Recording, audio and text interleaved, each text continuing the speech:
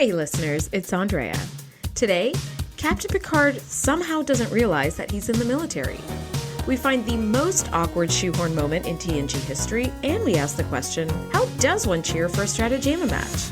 Stay tuned and geek out with us. Welcome to the TNG Podcast, the number one place in the Alpha Quadrant to geek out about all things Star Trek: The Next Generation. I'm your co-host, Shereese. I'm your co-host, Andrea. Today, we're talking about Season 1, Episode 21, entitled Peak Performance. I feel like there's just so much to kind of go over with this episode. And also, I thought of you because it's very, like, data heavy, or it feels like data fun. But yeah, this episode was written by David Kemper and directed by Robert Scheerer. So here's kind of what's going on in Peak Performance. It is Stardate 42923.4. As a result of his confrontation with the Borg, Captain Picard consents to a war games drill in which Commander Riker takes command of a Starfleet frigate. During this engagement, which is being overseen by a master strategist, the ship is attacked by the Ferengi. What are some of your initial thoughts on this episode? Yeah, my overall thoughts were, I was so excited when I realized which episode this was going to be because Data is one of my favorite characters. So I was like, yay, a Data episode. And this episode, I just think is it's fun. I think it's interesting. It's always good times to see another ship showing up because we get to see a new interior and a new design, especially this one. They're doing a war game, but with this old busted derelict ship, which is I thought this episode was really fun and felt very season 2. Like it didn't feel like a season 1, what the heck is going on type of episode to me. How about you? I think I agree with you on that. I love seeing different Starfleet ships, especially old ones with like wires and cabling hanging down, and there's like covers over the dusty old chairs and stuff. I did love that. A couple things I didn't love about this episode. One, the war games didn't actually start until minute 48. I was like, come on, guys. Or it was something like that. I think the episode is 48 minutes long. I think it didn't start until minute like 38 or something. There was like 10 minutes left of the episode before the war games actually started. So it just felt like the world's slowest getting ready for battle montage. It was just like, here's one sentence in engineering. Here's one sentence on the bridge. Like we just needed some sweet montage music and we could have sped this whole thing up. I also thought this was a fun Data episode. I always love watching him dive into human conditions and his flaws and trying to figure out like if he's good enough. Like I did like that a lot. Let's dive right in. So it starts with this Zach Dorn master strategist, Kolrami, showing up onto the bridge and kind of like baby ducking Riker, just walking real close behind him everywhere he goes. And baby ducking, yes. Oh my God. We have made a new saying. Stop baby ducking me. Well, I mean, I work with children. And so baby ducking is a real thing. Like you see this in humans as well. So good to know that also translates to aliens like the Zach Dorn. But he's got this kind of Tweedledee look that we saw before with the pack lids, but he's got like, I don't know, I guess maybe that's supposed to be baggy eyes that just keep going. I'm not sure. This was a weird alien makeup for me. Not my favorite, but yeah, I don't know. What are your thoughts on that? I wondered what you would say about that. Cause I was like, oh, I bet Shereese is going to like the monster makeup or the alien makeup or whatever. I didn't love it, but I thought that they did a good job in making us feel like this is a different species from humans. Roy Brocksmith was the actor who played Kolrami, and I thought he did a really great job as being just this really irritating character. I would like to start a petition to add Kolrami's name to the most punchable faces in Star Trek. I would be happy to sign that petition because he definitely had a punchable face by the end of the episode. You're just like, oh my gosh, with this guy. But yeah, I agree. He did a great job. He did a great job being super irritating and really taking that on as a character because I bought it 100%. So Kolrami baby ducks Riker off the bridge. And then Worf is having this conversation with Data, just saying like, yeah, I'm not that impressed. He does not seem like a warrior to me. I don't get what the fanfare is about. And Data explains to him, well, his people for 9 centuries have been known as some of the most strategic minds in the galaxy when it comes to battle strategy. And then Worf responds with, well, no one's willing to test it. Just because people have been saying this for 9 centuries, no one's willing to actually test it and see if it's true. And Data's like, exactly, no one's going to test it. So then Worf goes, well, then his reputation's meaningless. No one's ever tested them in battle. This is just something people think. And I thought, wow, that's really interesting. Like how often do we as people take a stereotype really and just not test it? We're just like, it must be true, good or bad, right? Like all Asians are good at math. Something weird that people say, and you're like, why would that be? But it's just something people say, and you're just like, oh, okay, everybody just believes it. Yes. See, that was something that I thought was interesting as well, because Data does set the precedent saying, like, for 9 centuries, they have the best, military strategy, blah, blah, blah, all this stuff, in the galaxy. And I thought, I really would love to have seen that at the end of the episode where he only gives one option, when the crisis arrives. Yeah. And it's the worst option. I'm like, I thought you were supposed to be this brilliant strategist. And you're like, there's only one option and it's the shittiest one possible. There's no other way. Here's a thought I had. Kolrami meets with Picard and he, basically instructs Riker that he's going to take this 80-year-old frigate called the Hathaway. And they're going to do this military exercise. And Picard, it's kind of becomes clear right away that Picard didn't want to do a war games exercise. And he says, and I quote, "Starfleet is not a military organization. Its purpose is exploration." And my first thought was, does anyone want to tell him? Does anybody want to tell him? Should I tell him what to do? You've got military ranks. You've got yes sir, no sirs. You've got court martials. Does anybody want to tell him? Like photon torpedoes. You've got phasers and lasers and all kinds of things. Yes, and you've got fucking admirals are in a military organization that happens to do space exploration. I thought the same thing.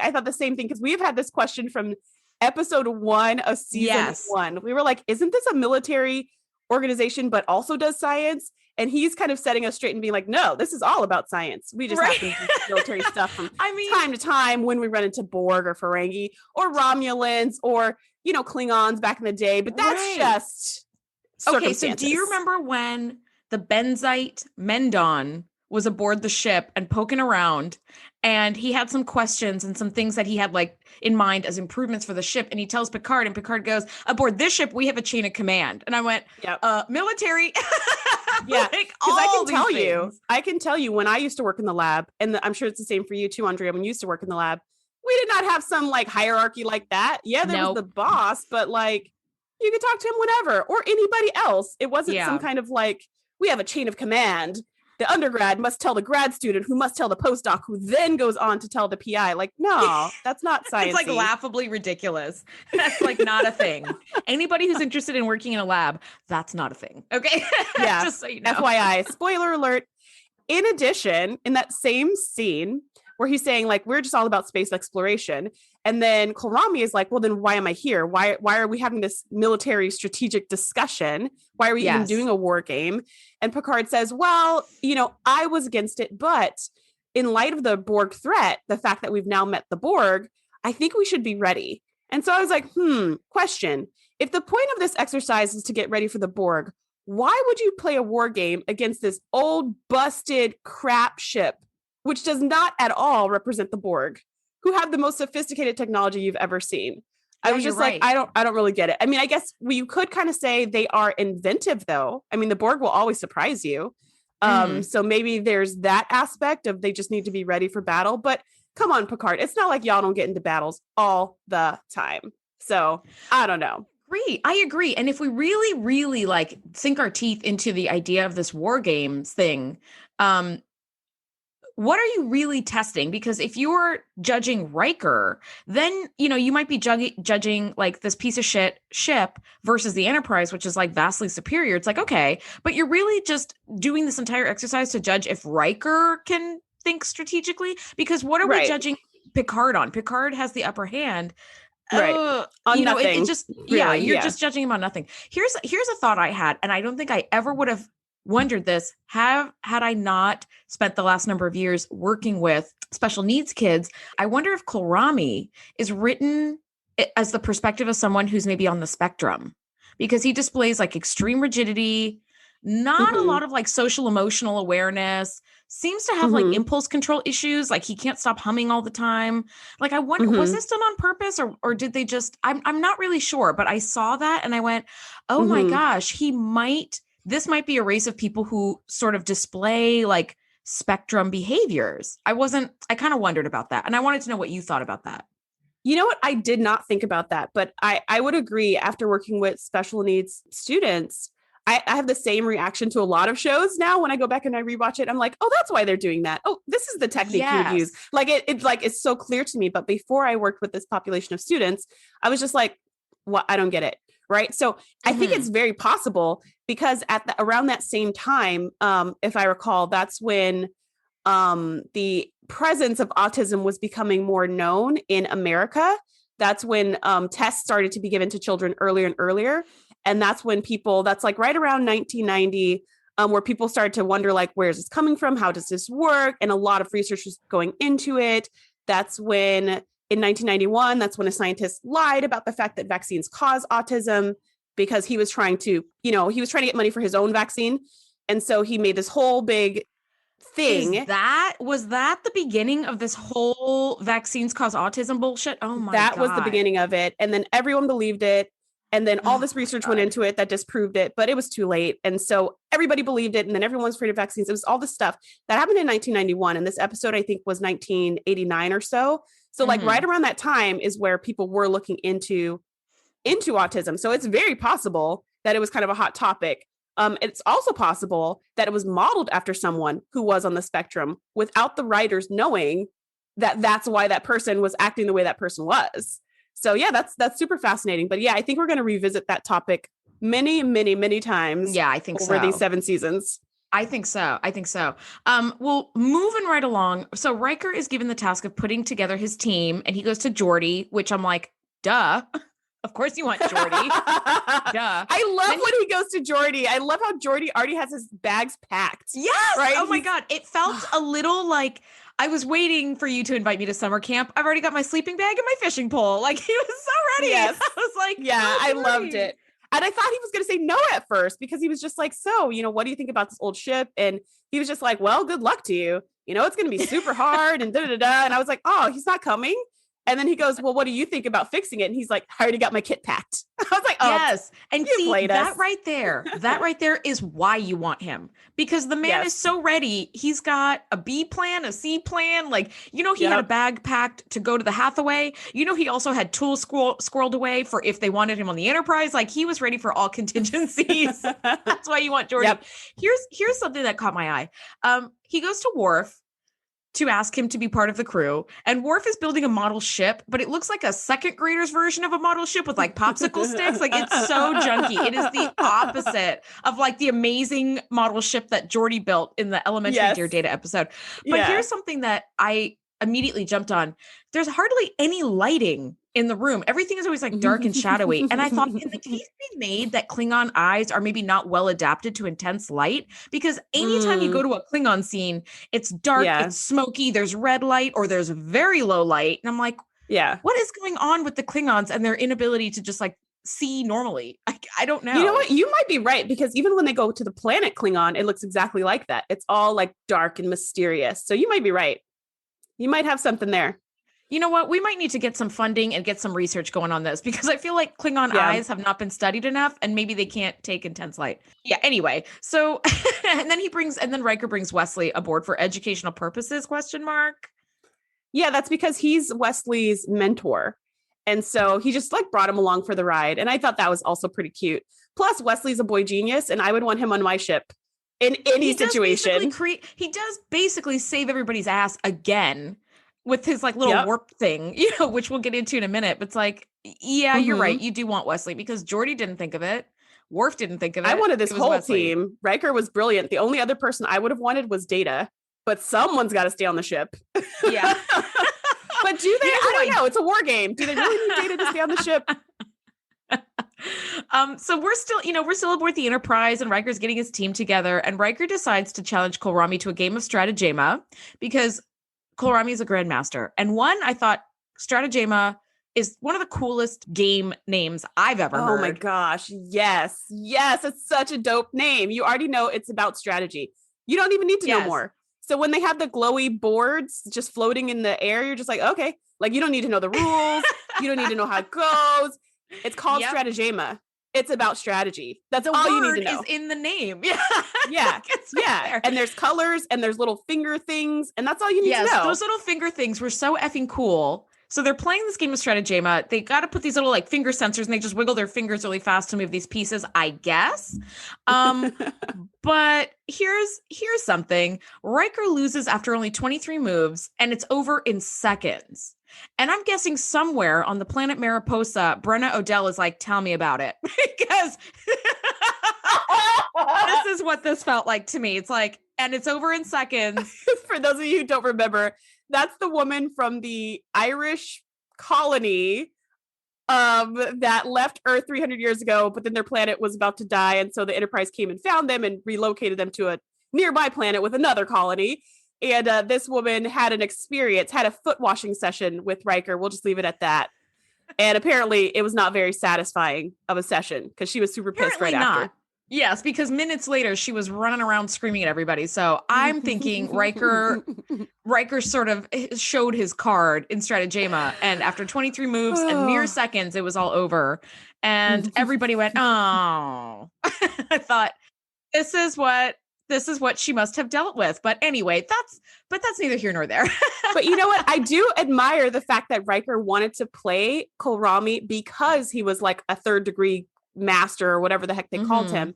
I just think that's really admirable because he was just saying like, this guy is so good at this game and so famous. When would I ever get the chance to actually play him in a real like tournament or game or anything? I wouldn't. So I'm going to take this opportunity just to play him is such an honor. And I thought, wow, that's really like, I admire that because you're going to lose. You have no chance of winning and you just want the experience and you don't care if you are humiliated. You don't care if you look stupid and he's going to talk crap about you immediately afterwards. You don't care either. And I was like, okay, I need to take a lesson from Riker's book to like take advantage of those opportunities, even if you're not going to win or look amazing.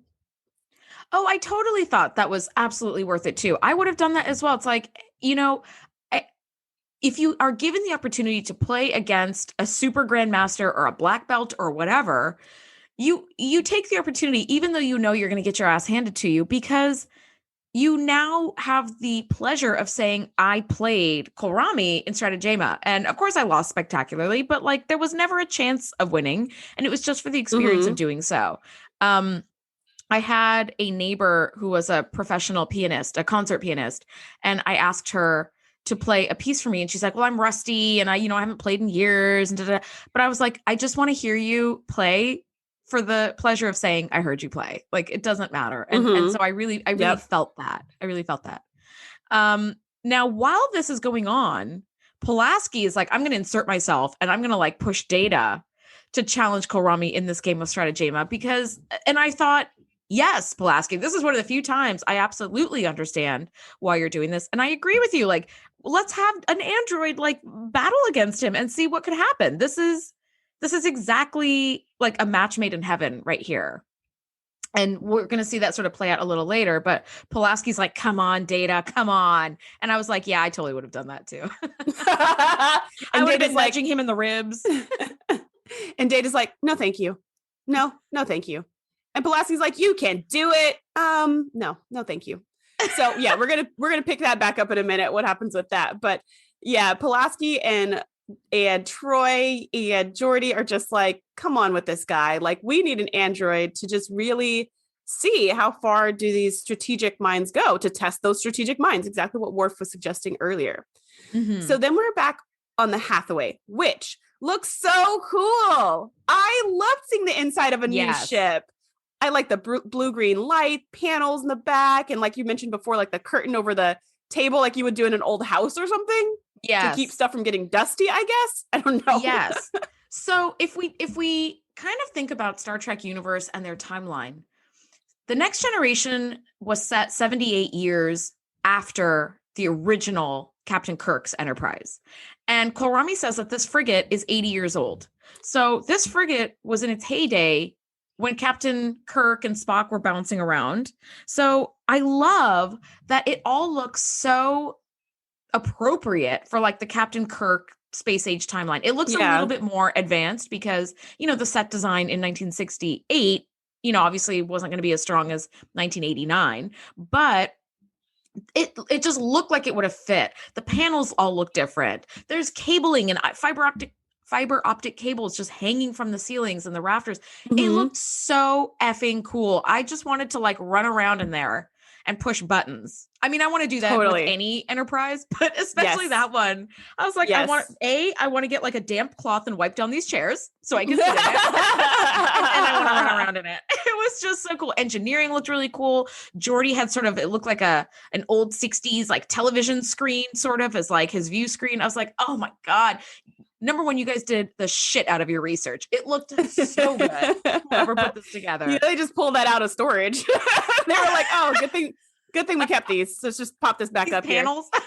Yep, these panels and these old chairs. Yeah, it looked 10 out of 10. It looked really cool. And then it had the boatswain's whistle like that we've heard, I think in the first episode of the first season of season 1 of TNG. Yeah, the bosun's whistle. Yeah, or whatever it's called. Yeah, the bosun's whistle. And then we heard it again like one other time, I think. Also in season 1. It was where no one has gone before, where the traveler puts them so far away that their thoughts shape reality, and Picard has to tell everybody, like, let's just focus on our job and focus on the traveler. Man, I'm glad we have this show, because I wouldn't have been able to think of that. So here we hear it again, and it actually makes sense, because it doesn't make a ton of sense on the Enterprise, the TNG version of the Enterprise, but it does make sense on this old school ship. And so that's fun. Yeah, every part of this is really cool. I like the little scene where Riker lets Worf know that he's going to be the first officer. That was just very cool. He's like, this is your chair. And he's like, no, it should be Geordi's because he's a more senior officer than me. And he's like, no, you are my tactical officer. This is a tactical situation. This is your chair. I was just like, wow, that's really cool. Lots of just little special moments that I really liked like that in this episode. There were. Yes, there were a lot of little special moments. Here's a not special moment that I was like, what the hell? Worf and Riker are aboard the bridge of the Hathaway and they're plotting. And I'm not really big on timestamps, but if you guys are watching this or want to go back and rewatch this, at 16 minutes, 43 seconds, there's a woman behind Worf and Riker who's very obviously listening to their conversation. And she's even like staring off into space as they're like proposing these different things. And then she starts like slow nodding. And I'm like, what the fuck are you doing here? Like, don't you have a job to do? She clearly turns around and then she steps up and says, but what about the view screen? It's like, why are you here? Riker could have asked that question. Like, you absolutely did not need to be here. So my first thought was, you clearly are like a friend or a relative of someone who was like running the show, and they just inserted you in so that you could be like, I was on Star Trek, I guess, because it made no sense otherwise. No sense at all. Just none. Like, I didn't know why she was there. I was like, this doesn't make any sense. I could go on and on about how little sense it makes. I think you're right. She might have been a relative of somebody. That was a really shoehorned part, because it's not like the three of them were talking. Like, it's like the two of them were talking, and she was like 5 feet away, just pretending to be a part of the group. Yes. And then she walks, she had a couple other lines on the show, but it was all sort of like, she had numerous little one-liners. It's like, shields are down. They fell for it or whatever. It's like, you're just saying these like non sequiturs that like you don't even need to be there for. This totally could have been said by a member of the crew that we like all know and love. And then I don't think we ever see this woman again. She probably stayed aboard the Hathaway. God only knows. But I thought, okay, like it was so awkward and weird. So 16 minutes, 43 seconds. Check it out. It was just like, what is she do? Is she listening? Oh my God. And she's stepping in and interrupting. Oh my God. It just made It was just the weirdest thing. She was participating. She wasn't interrupting. She was participating because when she shares her 2 cents, they're just like, that's right. They're not like, excuse me, who are you? Yeah. Have we met before? Why are you on the ship? You know, they're just like, so. If Riker is allowed to bring 40 people aboard the Hathaway, why her? We've never seen her. We have no idea who she even is. It doesn't make any sense. I'm like, you only get 40 people out of 1,000. You better take the best 40. And so in honor of this moment, I'm going to take the shoehorn award away from O'Brien and give it to this woman, because at least O'Brien is like a working part of the crew. Is that her name? That name just popped into my head. Yeah, I didn't even write it down. Ensign Nagel. So congratulations, Ensign Nagel. You now have the honorary title of most awkward shoehorn moment. Totally. Shoehorn award goes to you, girl. Yes. So a little bit after this, we realized that they do not have warp capability. They've got one little dilithium crystal that's all sad and alone. Mm-hmm. It's not enough to power anything. And dusty. They didn't put a dust jacket over that. Where is this dust coming from? Anyways, that's a whole nother topic. So they're like, we don't have warp drive. That's going to be tough in a battle against the Enterprise. Fair. So then Wesley has this. I'm still dying over you going, where is the dust coming from? You're right. It's a vacuum sealed ship in outer space. Where would you have dust from? I don't know. I never know the answer to this question. But in any case, so Wesley's like, let me go back to the ship. I've got an idea. And he goes and picks up his science experiment that happens to be whatever it is. It can power the ship and work with that little tiny crystal to like activate the warp core or whatever. And I was just like, wow, good thing he happened to have that laying around. And what's great about it is that Picard asked Kolrami, like, what do you think about letting him back on board? It's his school project. We have to kind of like cater to him because he's a little bit younger. And Kolrami's like, all right, he needs to be observed the whole time he's here. So then Picard sends Ensign Burke to go and like monitor him. And Burke could just not wait to get the heck out of there. He's got other stuff to do. He's so busy. He can't be paying attention to what Wesley's doing. And Wesley knows it because he is socially, emotionally aware. So he just plays the guy. He's just chattering about nonsense. And, it took me 6 weeks to make this and all this other stuff. So that Ensign Burke is like, yeah. Come on, let's go. And then he's like, oh, I've got to beam this into space. Come on, let's do this already, kid. So he's like, ha, ha, ha. Yeah. He beams it over to the ship. And then next scene, we see Ensign Berg, the thing he had to get to, the thing he was rushing for was the Strategema contest. Yes. I'm like, dude, this was not an emergency. You act like you needed to be on the bridge for some really important reason. We see you in 10 forward being like, all right, guys, let's go. What? Yes. He's basically the hot girl in the drag race in the 1950s who waves the handkerchief in the air and then drops it so the cars can take off like in Grease. I mean, that's exactly what he was rushing to get there for. Yeah. Yes. Okay. So a little bit about this Data versus Kolrami Strategema game. One, since Strategema is a made up game, we don't know how to cheer for it. And clearly the writers didn't know how people would cheer for it either. Because the extras were shouting things like, look at him go.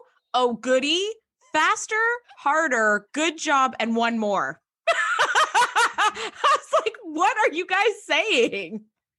I literally stopped it, put on closed captioning, and wrote everything down that they were cheering. Shereese is dying. My favorite is goody. Yes. Oh, goody. Yes. What? It was like... Who says that at a sporting event of any kind? Oh, goody. Yes, it was look at him go. Oh, goody. Faster, harder, one more, which I was like, this is taking a turn for the worse. And then good job. My gosh. And I just went. And also, it was it was like, what is the most milquetoast cheering we could write? And what is the most milquetoast delivery we could give? Because it was like, good, go, faster, harder. It wasn't even like when you are for reals cheering for a game and you're like, come on, like you're really cheering. It was like, okay, extras, we just want you, nobody strain their vocal cords. Okay, just say it calmly. It was so weird. But anyway, I thought that was very funny. Data loses the match and we are perplexed, as is Data. Mm-hmm. It's like, what the heck happened? And then we have this smug little shit Kolrami flouncing off 10 forward. And I went, oh my God. Again, most punchable faces of Star Trek. Yeah. He's part of the bingo card that I'm going to create. That's a great idea, actually. Who got N Kolrami? That's what it is right there or whatever. And you know what? I'm going to make the table 3D, like 3D space chess. And that's what it's going to be. I don't know. Yeah. Anyway, so Data loses. And it's a little perplexing. And we're left to be like, what? I thought he was infallible. I don't know. What were you thinking of this? I know you're such a Data fan. I want to hear what you thought about this. I am such a Data fan. So Data loses and he's confused. We're all confused. And I feel like it doesn't take very long for kind of Pulaski and Troy and his cheerleaders to be like, well, you win some, you lose some. Oh, well. So they're kind of like, they're bummed, they're confused, but then they kind of move on. And Data has no frame of reference. He's never lost something like this before. He's never played something like this before, but he assumed he would win because of his intellectual capacity and his like superior ability to process data and analyze things. And so it just makes no sense. This causes Data to spiral down into this like loop of shame where he's just like something, self-doubt. Yeah, something must be wrong with my programming. Something's wrong with my logic. Something's wrong with my ability to think. Something's wrong. Something's wrong with me. And I don't know what it is. And this to me is like the most human thing he's ever said or done, right? This is very human to think there's something wrong with you, but you don't know what it is. This is just life, right? You're like, why doesn't, why won't somebody date me? There's something wrong with me, but I don't know what it is. Why doesn't so-and-so like me? There's something wrong with me, but I don't know what it is, right? That's such a human thing. Human. You immediately doubt yourself and your skills and your ability. And I think that it is very in line with Data as an android who does this very deductive reasoning where he's like, okay, if A is true and B is true, then A and B together make C, and that's true. And I thought he thought, okay, I am clearly fallible. This man beat me. The captain is depending on me not only for this war games exercise as his first officer, but in general in my duties to give him correct information. And if I've made a mistake here in this game, I clearly could make a mistake and give the captain some bad advice. And I kept waiting. Troy tried to talk to him and Pulaski tried to talk to him. And then finally Picard comes to talk to him and he's like, get back to your station and stop fucking about with this like self-doubt nonsense. But I really was waiting for someone to say, Data, all of us are fallible. We all could give incorrect information, but we all just try our best to give, the most correct information with the data that we have on, in our hands. And I was waiting for someone to say that, and nobody did. And Picard just went, stop self-doubting yourself, leave it behind. And I thought, wait. You guys are constantly self-doubting yourself on the bridge. It's a little unfair to expect Data to just leave that behind. I mean, he's an android, so I guess he could put that in his programming, but you guys all are just using your best information and creating the most educated guess you can whenever you give the captain options, when the chips are down. Why didn't somebody just tell Data that? Like, we all do this, Data. So even if that's true, you're still working with the most information you've got and like your best skill set. That's a really good point, because Troy does kind of start to say something like that, where she's saying, we all, when something happens like this, it's easy to have self-doubt, or it's easy to be disheartened, or it's easy to be sad or whatever. But she was using emotions. And so he was just like, but I don't have any of those emotions. Like, I'm not feeling sad. I'm feeling, I'm not feeling any of those things. I'm just doubting my abilities. So she went at it at an angle that just wouldn't resonate with him. Yes. And so then Pulaski comes in and she goes at it with like, your ego's bruised. And she totally says it the way that she would be feeling. And again, it's like a feelings perspective that doesn't really resonate with Data. Like, it just doesn't make sense. I think Picard came the closest when he said, it's possible to make no mistakes and still lose. Like, that's kind of what made him go, oh, okay, well, you could make mistake. Like, you could actually do everything right and it still not turn out right. That worked for Data. But yeah, I agree. There could have also been something from somebody saying, and not knowing what's going to happen, not knowing whether or not you're right, is part of being human. This is what all of us experience every single day. We all do our best, and that's all we're asking from you. That could have been nice to also add in there. But in any case, they somehow get him back on the bridge, which is nice, because it would have been a really weird show to have Data locked away in his quarters for the rest of the 7 seasons. Yeah. Doing diagnostic after diagnostic. Yes. And cross-referencing against the ship's computer. That would have taken forever. So we have this little moment. I want to back up because we kind of skipped past it, but Kohlrami keeps talking shit about Riker, and he keeps telling Picard, this is going to be a very easy battle. This should be over by dinner time, essentially. And even as I'm saying this, I'm wondering, why wasn't Kohlrami also aboard the Hathaway to observe? You're if you're watching a war games, you kind of want like one observer from each side. So that kind of didn't make any sense. But whatever with that. But he keeps tearing down Riker. And I love that Picard is like, can I see you in the kitchen for a minute, essentially? And takes him to his ready room. And it's like, what is your problem? Why do you keep shitting on my first officer? Like, you clearly have a prejudice against him. Why don't you just tell us what it is? And it turns out that although Riker has this exemplary service record, Kolrami doesn't like how jovial he is and like laid back he is with the crew. And I love that Picard is like, number one, he's the finest officer I've ever served with. And I was like, yes, thank you. Thank you, Picard, for having your officers back. And two, just because someone is jovial with your crew does not mean you're like not effective as a leader. You don't have the respect, etc. So I love that Picard kind of slapped Kolrami back into his box. It was like, you need to check yourself because you're being grossly unfair to someone you don't even know. So the war game finally begins. Shereese, it's like minute 38 out of 48. I was like, come on, when are you guys going to start this? But I guess there was a lot of buildup. And Riker does take an early lead by tricking the Enterprise into thinking that a Romulan warship was coming in hot. You know, Worf does his sensor trickery, and on the sensors, you know, on the main screen of the Enterprise, it looks like, you know, this warbird is coming in. And so Picard takes evasive maneuvers, and then you see you see the Hathaway going pew pew pew pew pew pew, you know, just it was so cute. And then you hear Kolrami like tee hee hee hee hee hee hee. Like Kolrami's just like they got you. That was a good one. Yeah. I mean, it's sort of like I used to do fencing, and there were little electronic sensors. So if you land a hit on your opponent, it just the electronic system like picks it up. So that's what they were doing. They were kind of doing that. But I thought it was so cute. And it was this great little like sort of battle of wits. And I loved seeing Picard and Riker pitted against each other, but in a good natured way. Yeah. Right? It wasn't like Measure of a Man when they were trying to prove Data was alive or a real living thing or not or whatever. Right. Like there were some serious stakes and they really had to fight against each other. This was such a friendly competition. It also wasn't like the episode where Riker was trying to prove himself to his dad and was going to take command of this other ship in this dangerous mission. Yes. Right. There was nobody trying to prove anything here. It was just a game of wits. Exactly. It was just like, all right, we want to win. How are we going to win? And it was kind of fun and lighthearted for a serious reason, but really fun and lighthearted. And so that was actually super fun to watch.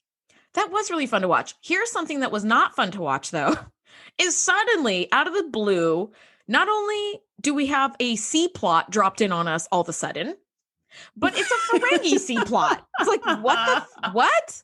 So the now a Ferengi ship comes in hot and starts firing at the Enterprise, which is a major treaty violation. So I feel like there had to have been just a ton of like paperwork that had to be filed. I don't know if they have a treaty with the Ferengi, because remember in season 1, they had just barely met the Ferengi. They had never seen them before.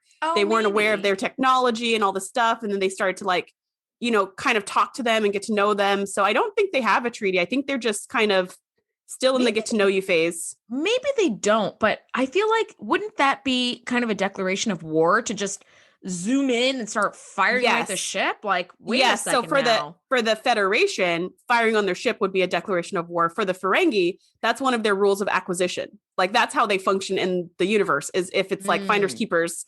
Like, if you are not able to defend yourself and they come up on you, it's in their laws that they have the right to like capture you and sell off everything. Which they have not yet established all of that, I think. They haven't established the Ferengi backstory totally yet. See, this is the season 2-iness of this episode. It's the rules aren't totally fleshed out yet, but it is still a fun watch. But okay, so here's the deal. The Ferengi come in because they have been monitoring the situation, and they see that the Enterprise is trying to fire on the Hathaway. But when the Ferengi show up, it desperately tries to protect the Hathaway. So they reason that there must be something valuable that the Enterprise wants. And then, as all the kids who have ever stormed onto the sandbox and have learned this hard lesson, nobody wants to play with you when you behave like this. Okay. So they're like, give me that thing that's valuable. And the Enterprise is like, no. And immediately Kolrami suggests giving the Hathaway to the Ferengi. How are you a master strategist, sir? You are the worst strategist I've ever seen in my life. Number one, why not just beam the crew aboard and give him the old ship and be like, there you go. Now you have this fucking piece the of space transporters garbage. were fused. They mentioned that. They were like, get them off the Hathaway immediately. Well, so as soon as the Ferengi come and they start shooting, and their lasers are a lot cooler, right? They're like, pew, pew, pew. And the Enterprise is like, psh, and what was funny is that he thought that Worf was tricking them again. So they didn't bother to raise shields or protect themselves. They were like, aha, Worf, that's a good one. And then all of a sudden the ship starts shaking and they're like, oh crap, that's a real ship. And so now, because they had their guard down, all those shots happen to hit in really lucky spots.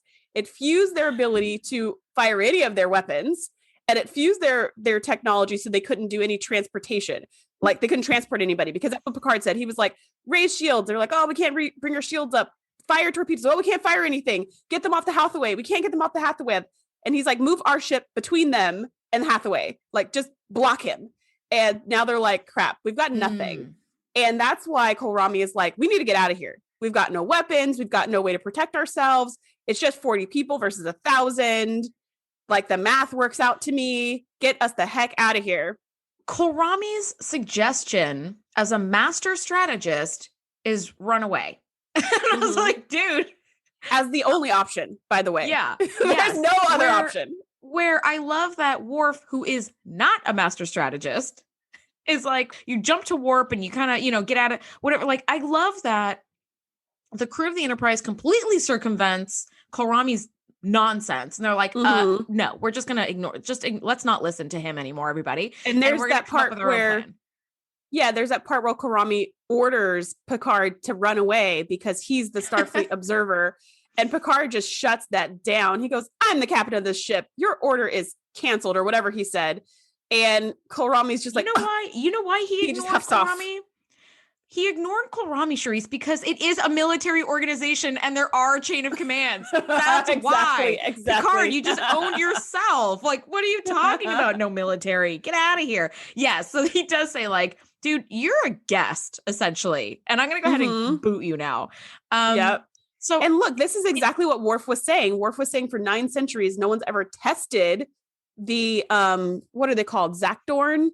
They're people. Yeah. The Zakdorn. No one's ever tested these people in battle in 9 centuries because they just assume they're going to be so amazing, but their reputation doesn't mean anything. And here we have him being tested for the first time in his entire life in a real battle situation, not a war game, but a real battle situation. And he immediately folds. Immediately. He's the worst. He's the worst.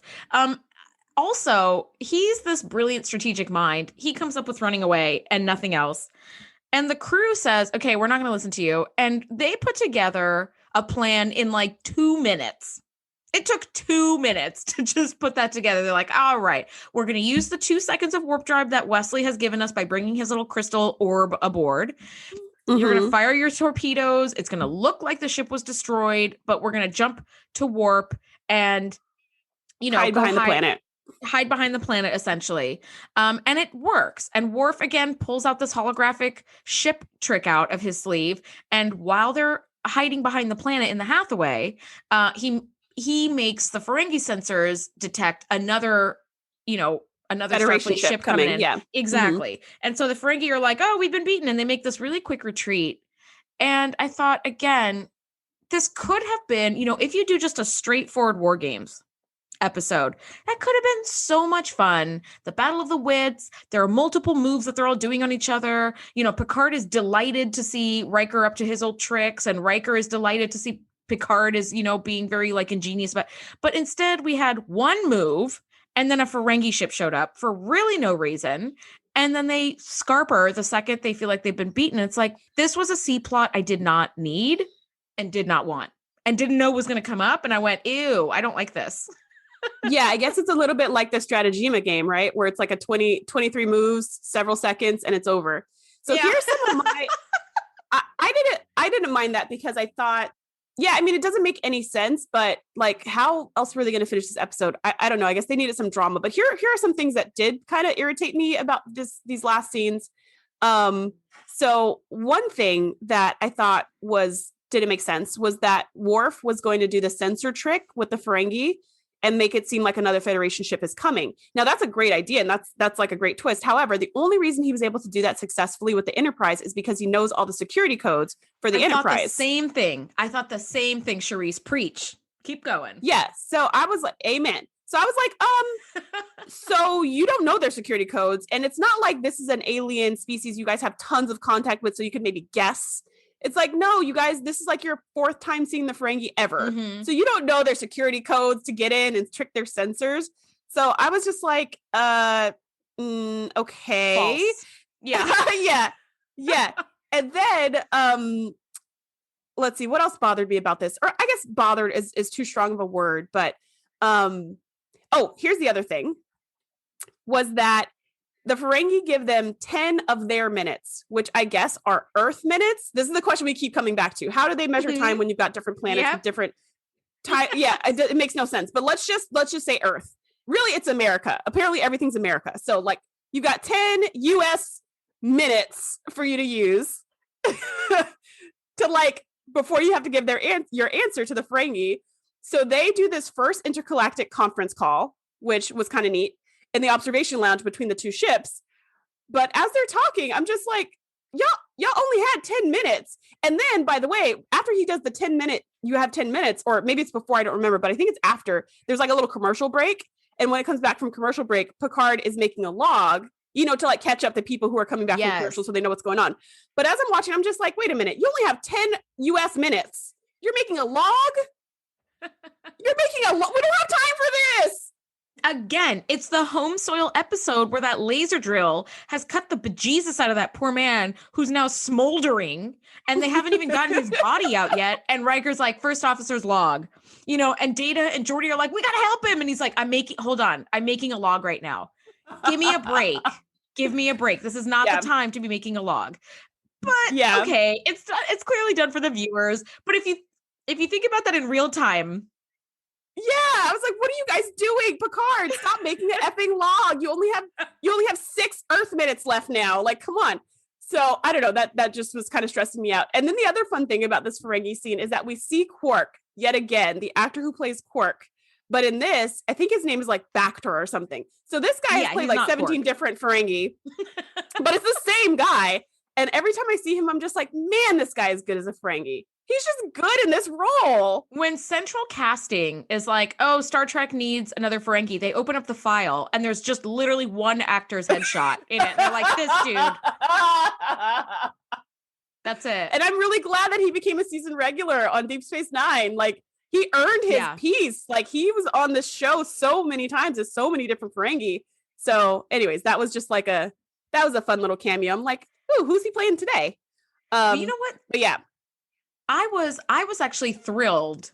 I mean, I wasn't thrilled to see the Ferengi because I think that they're stupid as an alien race. They're kind of just pointless. But I was thrilled that when the Ferengi came on the main view screen, it wasn't the white background and the up the nostril shot. It was like, oh, there's multiple Ferengis. We're on a bridge. They still had the orb that they were using to control Picard with. Like that was all there. And I was like, cool. Mind stone. Yeah, it was a giant mind stone, Shereese. Oh my God. Yes. So dumb. That's so dumb. But yeah, they are building out the Ferengi ship a little bit more and not just having a weird all white background with no details. Yes. Yes. I do like that. I love seeing new ships. Yes. So, all right, the Ferengi make this quick retreat. The ship goes back to normal. I guess they fixed the transporters and were able to beam everybody back on, and everything sort of ended happily ever after. And I did like that the last scene was Data and Kolrami 2.0, the throwdown. And Data ends up stalemating him indefinitely. So Kolrami slams his little finger tubies down on the table and storms off. And I love that Data did have that very like cute, this is just Data. This is like Data gold right here. And he does this from time to time. And I love it every time, where he was like, I didn't win. I just stalemated. So there wasn't a real win. Picard had said you could make no mistakes and still lose. So that's kind of what I did. And they're like, And then he goes, I busted him up. Because that's what Pulaski had told him, like, bust him up. Yeah, bust him up. Yeah. Yeah. And everybody goes, Data, and then it's a freeze frame, and, essentially in my mind it was, I guess. Nobody else? No. But yeah, so he goes, I busted him up. And everybody's like, Data. And it was just super cute. I loved that. I love that Data just gets so much attention as a crew member. And I totally see why he's such a favorite of yours, because not only is it fabulous acting on Brent Spiner's part, I mean, to play a robot with no emotions and to get kind of the little movements down and do the little like accessing. It's like, that's hard to do. It's harder than you think. And then to have him have these like slight, like human moments, it's just so charming. I just love it. I love it so much. What did you think about it? I liked his little smirk while he's like beating Kohlrami, or not really beating him, but he's just like not letting him win. Yes. And Kohlrami's just getting more and more frustrated, more and more agitated. And you just see this little smirk. Yeah. And Data's just like, this like kind of just pleased look on his face. And then Kohlrami's just like, I'm out of here. This game is stupid and I never wanted to play anyways. And you're just like, totally. Like, this guy, get back to your room, man. Get back to your quarters. Like, we're just getting over. The transporters have been fixed. Let's just get you out of here, buddy. Like, here's your care package. Goodbye. Yeah. Yeah, it was a really nice end. I did like this episode. Liked it too. It was a fun watch. When I saw Kohlrami, I was like, oh, this guy, this is this episode. So I did enjoy it. But here is one final thought that I have. And I don't know if this is going into season, because we're getting to the end of season 2. Next week is our season 2 finale, which I'm excited about, and also not because the episode is garbage. But I don't know if going into season 3, this is something that changes, but I'm looking forward to season 3 and the end of like surprise C plots. Kind of not loving the C plots. And I don't know if they change that in season 3, but season 3 in my mind is where like season 1 was awful. Season 2 got a lot better. But when you look at the difference between early season 2 and late season 2, there was this definite shift where the quality improved. And then season 3, it's like they are on full blast, amazing TNG. Like it's go from season 3 on. So I'm hoping that's where we stop seeing the end of like C plots. Do you have any final thoughts on this episode?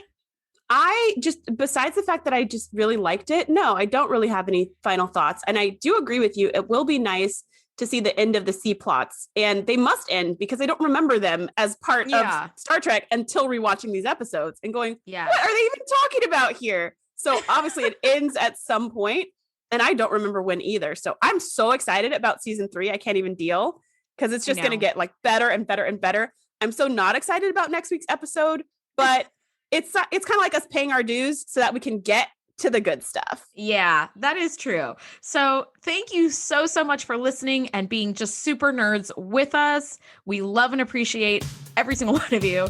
Next week, we are talking season 2, episode 22, Shades of Grey, which I'm just going to call Shades of Earl Grey.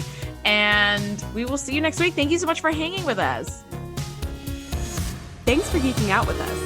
Be sure to join the crew at thetngpodcast.com to be the first to know when we do our live shows or host events exclusively for our members. We'll see you next time.